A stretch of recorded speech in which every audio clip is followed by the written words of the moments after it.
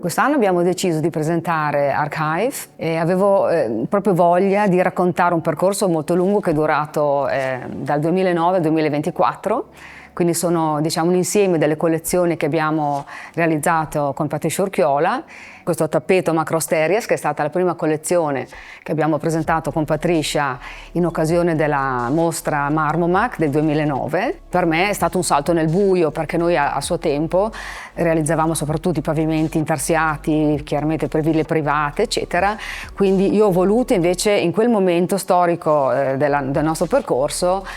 fare un salto avanti, e quindi volevamo a tutti i costi dare al marmo delle visioni nuove.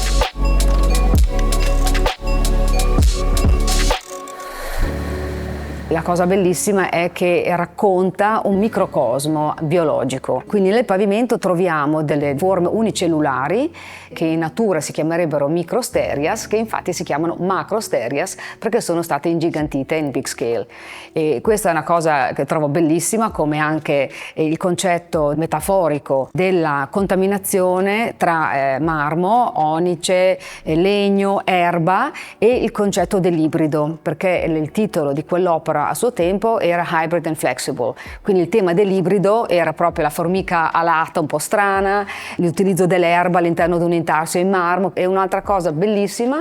l'utilizzo dell'effetto 3D sulle superfici. Quindi abbiamo delle superfici tridimensionali che poi scivolano a terra e diventano delle riprese 2D.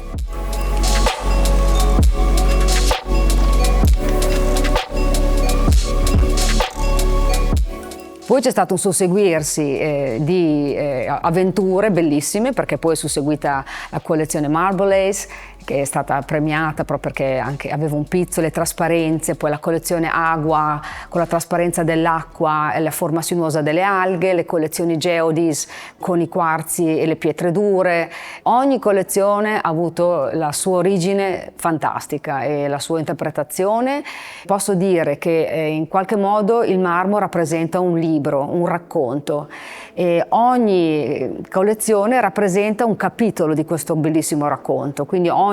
capitolo ha il suo linguaggio e abbiamo potuto esprimere in questo modo la bellezza del marmo.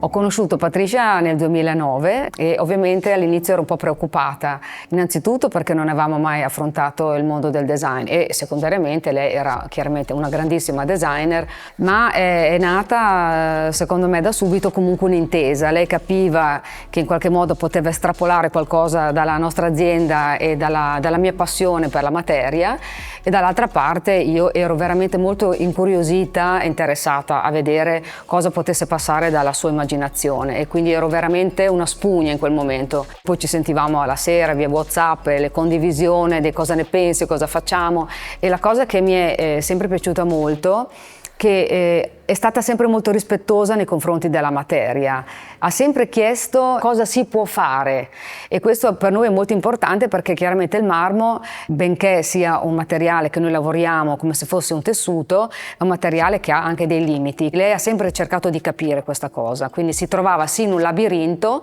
ma poi noi cercavamo sempre di abbattere queste barriere.